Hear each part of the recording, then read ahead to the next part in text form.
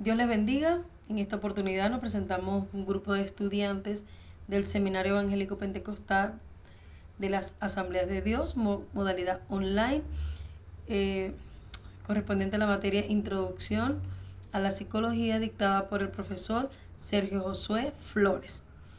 En esta oportunidad vamos a hablar sobre el sistema nervioso central.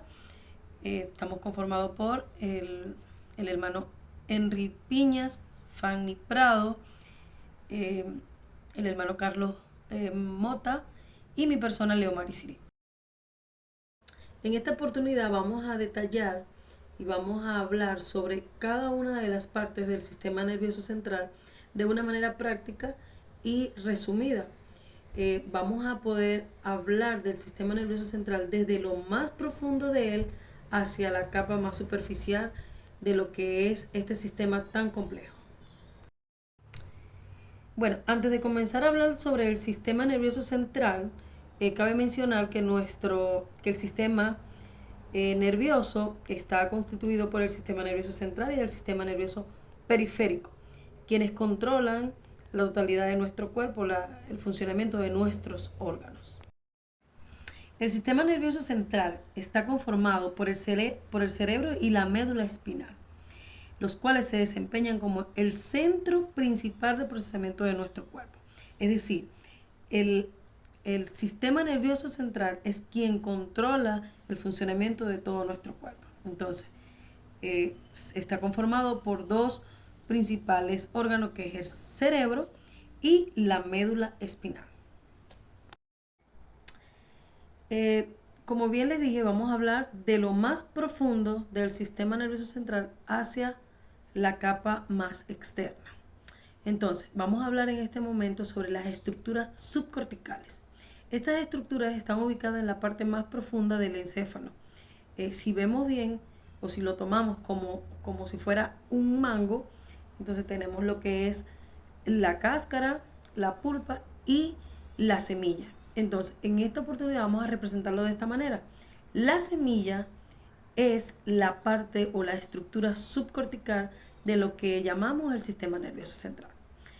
Esta estructura está representada por un conjunto de formaciones neurales de características diversas ubicadas en la parte más profunda del encéfalo, entre las cuales se incluye el diencéfalo, la glándula pituitaria o la hipófisis, estructuras límbicas, los ganglios basales, actualmente llamados núcleos basales. Estas estructuras están involucradas en actividades complejas como la memoria, las emociones, el placer y producción de hormonas. Actúan como centro de información del sistema nervioso, ya que relevan y modulan información que va de camino a diferentes partes del cuerpo. Dios les bendiga. Habla Carlos Mota, pastor de la iglesia Fuego Pentecostés, estudiante del Seminario Evangélico Pentecostal de las Asambleas de Dios. Unidad curricular, Introducción a la Psicología. En esta oportunidad quiero compartir con ustedes acerca del encéfalo, el cerebelo y el tronco encefálico. El encéfalo está formado por millones de células nerviosas, protegido por el cráneo o los huesos de la cabeza. Está compuesto por tres partes principales: el cerebro, el cerebelo y el tronco encefálico.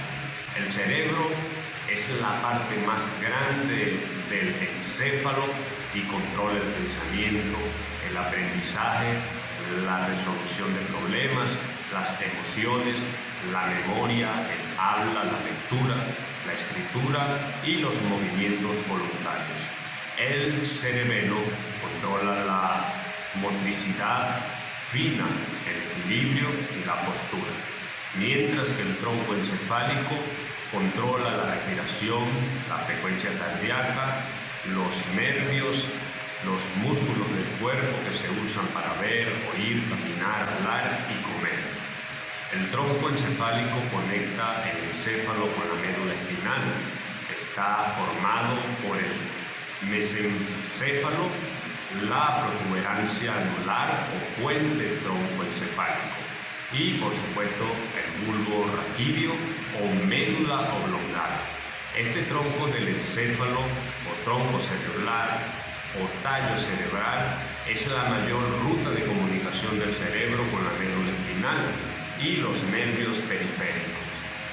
Entonces, en la biopsicología es necesario conocer la composición de este sistema y las posibles patologías para saber si el paciente necesita tratamiento psicológico y farmacológico, en cuyos casos habría que hablar o habría que referir a otros especialistas en la medicina. Mi nombre es Henry Piña, estudiante del CEPAT, y en esta presentación, que forma parte del estudio sobre la naturaleza y funciones básicas del sistema nervioso central, voy a hablarles sobre la corteza y lóbulos cerebrales. La corteza cerebral forma parte del sistema nervioso central y es la capa de tejido que recubre los hemisferios cerebrales, cerebro o telencéfalo, siendo parte del mismo. En los seres humanos está muy plegada, arrugada. Estas circunvolaciones hacen que aumente la cantidad de corteza sin que aumente el volumen cerebral del total. Contiene el conjunto de cuerpos neuronales denominados sustancia gris. Las grandes hendiduras de una corteza plegada se denominan cisuras y las pequeñas surcos. Las prominencias o giros entre las cisuras y los surcos se llaman circunvoluciones, cuya presencia aumenta considerablemente el área superficial de la corteza, de modo tal que en esta región se concentra el mayor poder de procesamiento y habilidad cognitiva de todo el sistema nervioso central. Los hemisferios cerebrales derecho e izquierdo están casi completamente separados por la mayor de las cisuras, la cisura longitudinal. Los hemisferios cerebrales están conectados directamente por unas pocas vías que atraviesan la cisura longitudinal. Estas vías que comunican los hemisferios reciben el nombre de comisuras cerebrales. La comisura cerebral más grande es el cuerpo calloso que interconecta a los hemisferios. Las dos delimitaciones principales de la cara lateral de cada hemisferio, derecho e izquierdo, son la cisura central y la cisura lateral. Estas cisuras dividen parcialmente cada hemisferio en 4 lóbulos: el frontal, el parietal, el temporal y el occipital, además de la ínsula, planteado por algunos autores, hallada en la zona media y parte interna del cerebro, y el sistema límbico.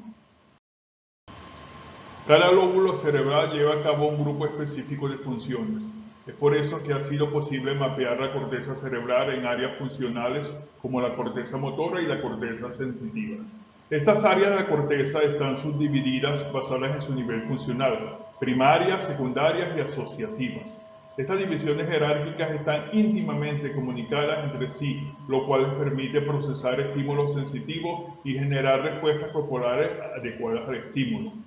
Cada lóbulo está delimitado por surcos específicos y se especializa en funciones diferentes. El surco más prominente es el surco central de Rolando, el cual divide el giro precentral del lóbulo frontal y el giro postcentral del lóbulo parietal. Estos giros albergan la corteza motora y la corteza somatosensitiva primaria, respectivamente. Estas son las regiones donde son iniciadas las funciones motoras y donde son recibidas las sensaciones generales. La función de la corteza occipital es enteramente visual.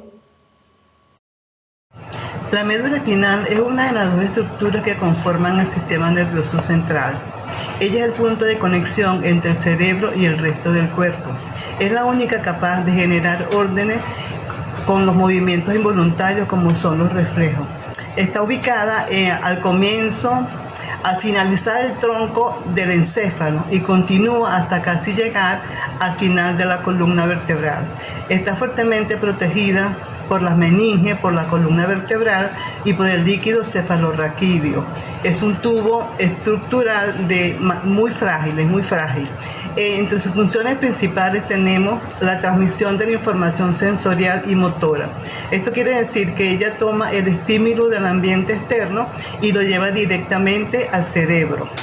La otra función que podemos nombrar es que procesa la información recibida antes de enviarla al cerebro. Es decir, ella analiza la información para enviar al cerebro tiene como dos opciones. Una, enviar al cerebro, y la otra es emitir una acción rápida, porque es como decir un reflejo para evitar cualquier situación imprevista o de emergencia.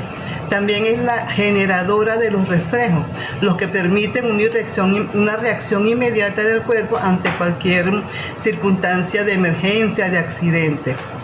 Podemos nombrar entre las partes de la médula espinal la parte central, que es la sustancia gris. También tenemos la parte externa, que es la sustancia blanca, y los circuitos neuronales. La parte gris de la médula espinal tiene forma de mariposa. Ella está principalmente destinada para las conexiones nerviosas, se reúnen allí, se congregan allí y van directamente esos estímulos al cerebro. Tenemos también la sustancia blanca, que es la parte externa de la médula espinal, y allí también se concentran una serie de neuronas que son las que envían los estímulos al encéfalo. Tenemos una parte que puede ser descendente y otra que es ascendente. Son nervios, ¿verdad? Neuronas que están allí concentradas para la emisión de estímulos que van hacia el cerebro. Y allí el cerebro emite una acción.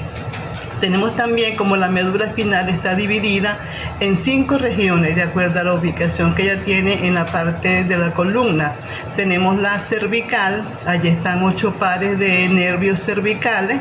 Tenemos la torácica, que tenemos 12 pares de nervios torácicos. Tenemos la lumbar con 5 pares de nervios lumbares, y tenemos la sacro. La sacro contiene 5 pares de nervios sacros. Ya para terminar lo que es esta exposición o esta microclase sobre lo que es este sistema tan importante para la vida como es el sistema nervioso central, encontramos la parte que recubre todo el sistema, y esta es la meninge. La encontramos justo debajo del cráneo y es quien recubre todo el sistema nervioso central. La meninge es una membrana de tejido conectivo que cubre todo el sistema, añadiendo una protección blanda que complementa a la dura de la estructura ósea. Está por debajo, justamente por debajo del cráneo. Entonces, ¿qué función cumple? La función es de proteger el sistema nervioso. La meninge está conformada por 3 capas importantes que recubren el sistema, y nombrándola desde la parte externa hacia la parte más profunda del sistema nervioso y de estas capas que recubren, tenemos la dura madre, que es la capa externa justamente pegada a lo que es el cráneo, la parte ósea. Luego de allí tenemos la aracnoide, que es un espacio bastante vascularizado y atraviesa vasos sanguíneos hacia la pía madre. Y por último tenemos la pía madre, que también es una capa hipervascularizada y está en contacto directamente ya con lo que es el encéfalo.